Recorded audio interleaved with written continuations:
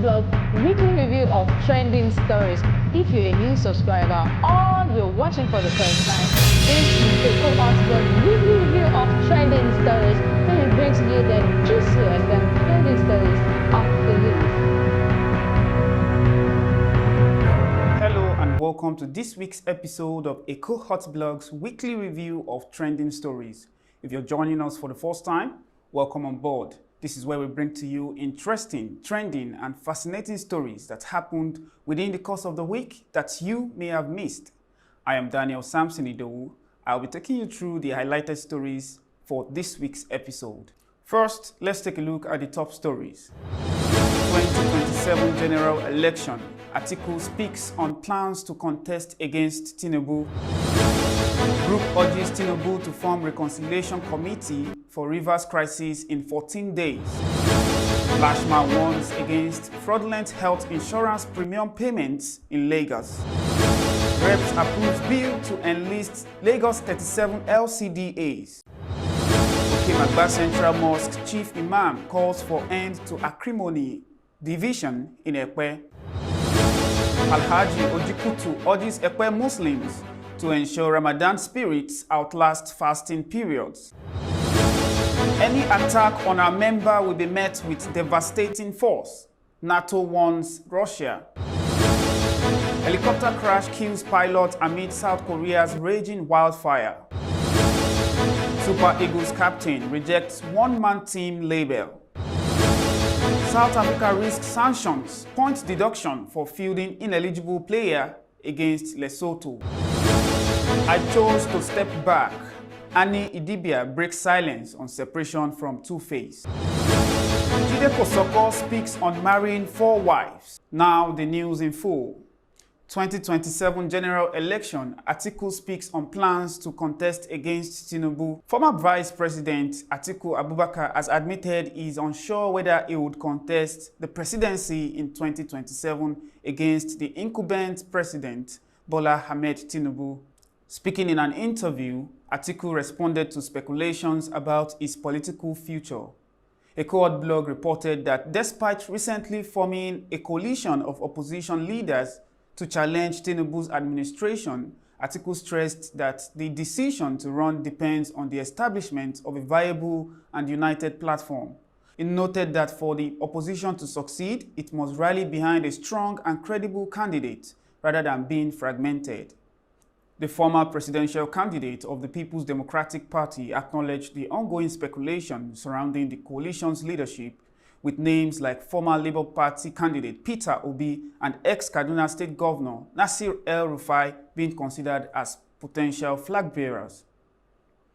When asked directly if he would contest again, Atiku said, "I don't know because there has to be, first of all, a viable platform, more than any other time in the political history of this country, particularly since the return of democracy," he said. Atiku, who has vied for the presidency 6 times, did not completely dismiss the possibility of running, emphasizing Nigeria's urgent need for experienced and competent leadership. "I have not seen Nigeria in dire need of, an experienced and credible leadership than this time," he added. Still on national news, Group urges Tinubu to form coalition committee for Rivers crisis in 14 days. The Coalition of Civil Society in Defense of Democracy, a pro-democracy group, has called on President Bola Tinubu to set up a reconciliation committee within 14 days to address the ongoing political crisis in Rivers State. Ekohotblog gathered that this appeal comes in response to Tinubu's declaration of a state of emergency in the state, which has led to the suspension of Governor Sim Fubara, his deputy, and the Rivers State's House of Assembly for 6 months. Dr. Olayemi Isaac, the convener of the group, voiced concerns during a press briefing in Abuja, asserting that the state of emergency would only result in forced peace and conceal the true intentions of the involved parties. Instead, he emphasized the importance of reconciliatory measures taken in a democratic setting to achieve genuine peace in Rivers State. The group also criticized President Tinubu's decision to impose a state of emergency, claiming that it validates the harmful practice of corrupt political godfatherism by siding with former Governor Nyesom Wike, who currently serves as the Minister of the Federal Capital Territory in Tinubu's cabinet. The coalition of civil society in defense of democracy demanded that President Tinubu set up a panel of non-partisan eminent Nigerians to mediate between the rival parties in Rivers State crisis. Up next, Lagos news. Lashma warns against fraudulent health insurance premium payments in Lagos. The Lagos State Health Management Agency, Lashma, has cautioned residents against making Ilera-Eko health insurance premium payments into any private bank accounts. Ekohotblog reported that Dr. Emanuela Zamba, the permanent secretary of Lashma, emphasized the agency's zero cash policy and stated that any requests for payments into personal accounts, except for the dedicated Lagos State Health Fund account, are fraudulent and criminal. Responding to a misleading WhatsApp message claiming that Lashma is not activating enrollees and cannot provide a specific activation time, Dr. Zamba clarified that the information is false and did not originate from the agency. She explained that Lashma begins activating enrollees on the 26th of each month after premium payment cutoff date of the 25th, and emphasized that the agency has consistently activated enrollees on a monthly basis since its inception in 2020. Dr. Zamba urged residents to disregard any false information and protect themselves against potential scams designed to swindle them for personal gain. An investigation by Lashma uncovered instances where individuals who collected insurance premiums from residents either delayed submitting the payments or failed to forward them to the state government coffers. In light of this, any unconfirmed or untraceable payments will not be activated until the agency verifies the transaction. To combat this issue, the permanent secretary said the Ilera-Eko enrollees must pay their health insurance premiums directly to the government's dedicated accounts through authorized channels, including Lashma offices, the Lashma website, or designated USSD codes and payment platforms. Dr. Zamba encouraged residents to utilize self-payment options such as e-bills, the Lashma website, among other verified options. Still on Lagos news, Reps approves bill to enlist Lagos 37 LCDAs. The House of Representatives has passed a constitutional amendment bill that seeks to elevate Lagos State 37 local government council development areas to full-fledged local government areas, Ekohotblog reported.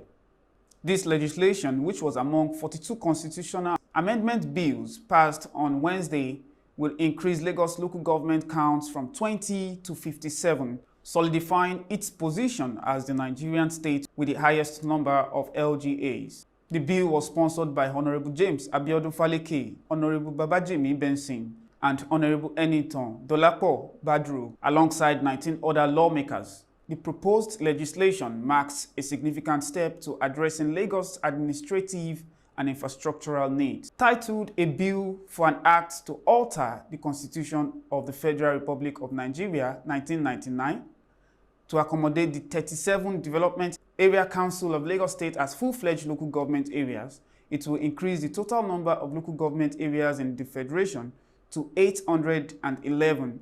The proposal successfully scaled its second reading during Wednesday plenary, presided over by Deputy Speaker Benjamin Kalu. The decision will position Lagos State as the state with the highest number of LGAs in the country, surpassing Kano and Katsina, which currently have 44 and 43 local government areas respectively. Up next, Ekpe news. Okemagba Central Mosque Chief Imam calls for end to acrimony and division in Ekpe. During Ekpe Club's distribution of Ramadan food palliatives to various mosques in the community, Sheikh Hamed Saliu, Chief Imam of Okemagba Central Mosque, addressed the pressing issue of disunity and bitterness between the Ijebu Ekpe and Eko Ekpe communities in Ekpe local government of Lagos State. Ekohotblog gathered that Saliu emphasized the need for resolution and reconciliation to overcome the historical divide which has significantly hindered the religious progress and development.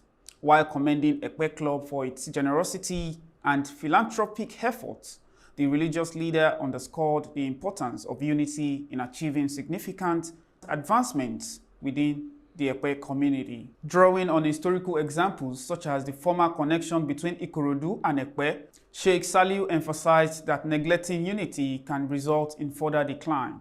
He stressed the importance of the Ekpe peoples taking responsibility for addressing the issue to ensure the region's progress.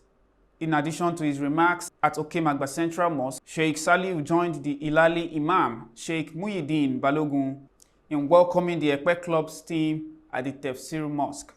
Both spiritual leaders prayed for the success of the club's efforts and encouraged the expansion of its palliative programs beyond the month of Ramadan. On Saturday, March the 22nd, 2025, Ekpe Club's representatives, Mr. Sanud and Mr. Taiwo, oversaw the distribution of Ramadan food palliative to Itaopo Central Mosque, Tafsir Mosque at Bado Isale, and Okemagba Central Mosque. The Ekpe Club representatives emphasized that it is not the first charitable endeavor for the organization, with more relief efforts planned for the remainder of the year. The initiative of distributing essential food items to local mosques serves as a testament to the club's commitment to supporting the people of Ekpe Division, not only during the holy month of Ramadan, but throughout the entire year. Still on Ekpe news, Alhaji Ojikutu urges Ekpe Muslims to ensure Ramadan spirits outlast fasting periods. Alhaji Tunde Ojikutu, the former president of KLM Housing Estate Residents Association,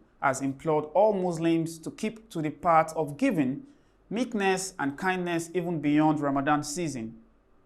At the 6th Taibat Gabadin Food Bank Foundation Annual Ramadan Lecture and Iftar Session on March the 22nd, 2025, Alhaji Ojikutu shared his thoughts during an interview with Ekohotblog.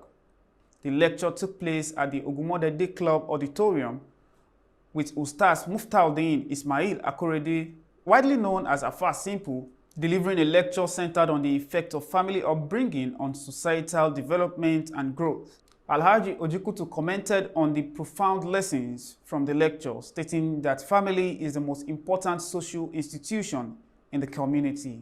When asked about his thoughts and message to the Muslim community amidst the Ramadan season, Alhaji Ojikutu advised all Muslim faithful to continue to abide by their holy conduct even beyond the period of fasting. Up next is foreign news.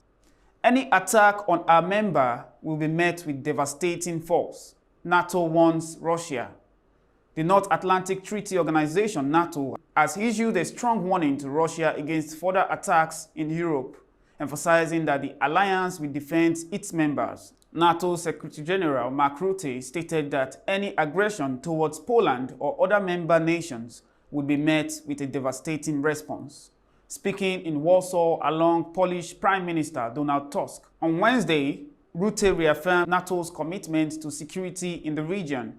There are growing concerns that Poland may become Russia's next target following the invasion of Ukraine. In response, Poland has urged the United States to establish a nuclear weapon base within its borders. Rutte, a former Prime Minister of the Netherlands, assured that NATO would not allow a repeat of Ukraine's fate. If anyone thinks they can get away with an attack on Poland or any other ally, they will be met with full force of this fierce alliance. Our reaction will be devastating, Rutte warned. He further stressed that this message should be very clear to Russian President Vladimir Putin and any other potential aggressor. Still on foreign news, helicopter crash kills pilot amid South Korea's raging wildfires. A helicopter battling deadly wildfires in South Korea crashed on Wednesday, killing the pilot as emergency responders struggled to contain the blazing, ravaging parts of the country. Ekohotblog reported that the aircraft went down in a mountainous area of Irisong country while engaging in firefighting operations, according to the Gyeobong Fire Service. We have been told that there was one pilot who was declared dead at the scene, an official confirmed to AFP. The tragedy occurred as South Korea faced one of its worst wildfire outbreaks in history. At least 18 people have been killed so far, with acting President Dan Dok-soo describing the situation as causing unprecedented damage across the nation. Firefighters have been working round the clock to battle the infernos, which has consumed vast landed properties, including areas near temples and other cultural landmarks. At Bonjong Temple in Andong, a UNESCO-listed site, emergency teams scrambled to evacuate priceless Buddha statues and other artifacts to prevent their destruction. Footage showed firefighters carefully loading the statues onto a trailer, securing them for transport away from the advancing flames. Efforts to contain the wildfire remains ongoing as authorities race to prevent further loss of life and damage to South Korea's cultural heritage. Up next, sport news. Super Eagles captain rejects one-man team label. Super Eagles captain William Troost Ekong has dismissed claim that the team relies too much on one player following their disappointing 1-1 draw against Zimbabwe. Millions of Nigerian fans are still coming to terms with the result, which has put the country's chances of qualifying for the 2026 World Cup in jeopardy. When the team plays well together, every individual shines, Ekong said. Even in the Rwanda game, you have to look beyond Victor Osimhen's performance. Every player contributes to their role, including those who came off the bench to play out of position, like Yusuf Al-Hassan. Emphasizing the importance of teamwork, he added, "It is not right to say we rely on only one player. That's not our mentality. We work hard as a unit, and when everyone is comfortable, we achieve more." Following the match at Godswill Akpabio Stadium in Uyo, some fans blamed the players for not supporting Osimhen enough and criticized coach Eric Chelle for tactical errors. Many questioned the decision to play Ademola Lookman in midfield rather than in his natural attacking role, urging that his pace and skill would have been more effective on the wings.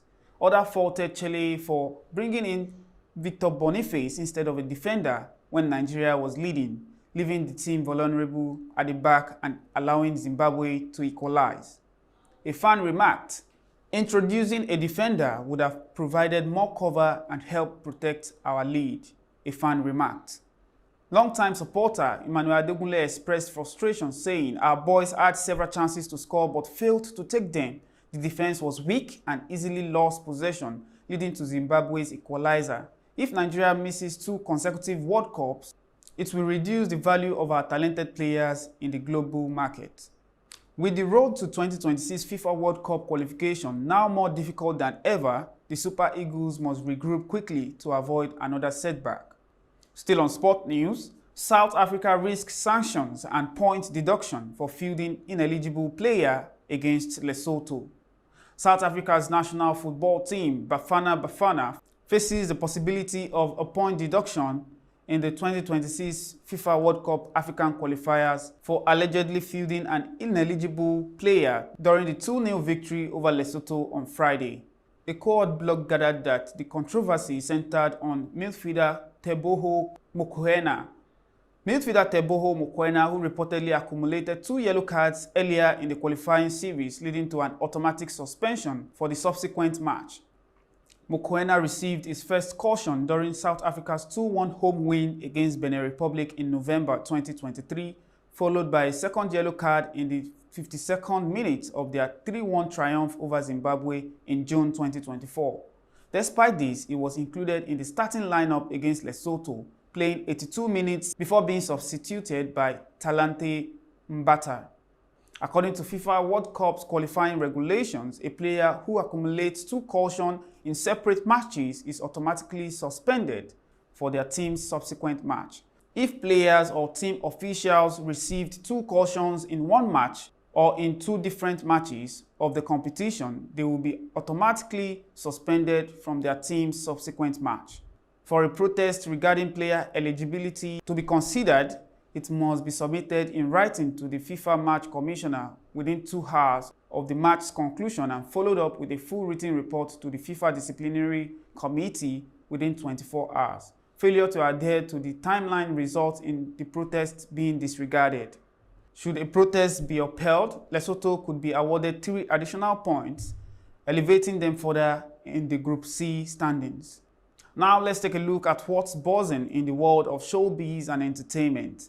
Annie Macaulay Idibia, the estranged wife of renowned Nigerian musician Two-Face Idibia, has finally spoken out about their divorce in a recent interview. Previously, Two-Face, also known as Two Baba, had announced their separation in a now-deleted Instagram post, sparking intense social media discussion and speculations. Annie's silence on the matter only fueled further interest, especially after Tubaba's subsequent announcement of his engagement to Natasha Osawaru, a member of the Edo State House of Assembly. The Nollywood actress recently left a rehabilitation center and has now decided to address the divorce issue publicly. In a recent interview, Annie Idibia discussed a divorce from Two-Face and the motivation behind her silence since their separation. She explained that the experience led her to a period of introspection and self-discovery, viewing love, pain, lessons, and growth as an essential aspect of life's journey. Annie shared that her primary focus now revolves around personal growth, her children's well-being, and her future endeavors. Silence isn't weakness, it's peace. Since my divorce from innocent Idibia, I choose to step back, reflect, and heal away from the noise, she said. The truth is, not everything needs to be explained, and not every battle is meant to be fought in public. Love, pain, lessons, and growth all come with life's journey. I have embraced mine with grace, focusing on myself, my children, and the future ahead. Sometimes silence speaks louder than words, she concluded. The divorce saga involving the prominent celebrity couples has captivated the public's attention, with fans eagerly awaiting Annie's perspective on the situation, as many hope that both can find closure and move forward with their lives. Still on entertainment news, Jide Kosoko speaks on marrying 4 wives. Veteran Nollywood actor Jide Kosoko recently addressed the misconception that he had 4 wives simultaneously. Speaking on the Honest Bunch podcast, Kosoko clarified that he married 2 women but lost them and later remarried another 2. Kosoko shared that he feels unfortunate in his polygamous lifestyle because of his supportive wives and children. However, he acknowledged that his experience is not universal, emphasizing that he is not advocating for polygamy, as not everyone may find the same understanding and happiness in such a dynamic lifestyle. I didn't have 4 wives at the same time, don't get it wrong, because people are not getting it. I had 2, I lost them, I married another 2, he said. I'm not supporting polygamy. Not everybody can be this lucky. Do you know that in some polygamous homes, you have mothers with different children and your own daughter's or child's birthday is tomorrow, he questioned. Unfortunately, we celebrated it elaborately, but when it comes to another child's birthday and I am not buoyant enough, my children and their mothers understand with me. If it is your birthday and I have money, I will do it. If your own comes when I don't have money, that's your fate. It's a matter of luck with me. But you must have shown them that you love them all. You must have given them that love in some other ways. So when it is not coming at the material time, they will easily understand, he concluded. And that's a wrap on this week's episode of Ekohotblog's weekly review of trending stories. Remember to subscribe and turn on the notification bell to get notified when the next episode drops. Which of the news is most astonishing to you? Tell us in the comment section below. I am Daniel Samson Idowu. Till next time, stay safe and healthy.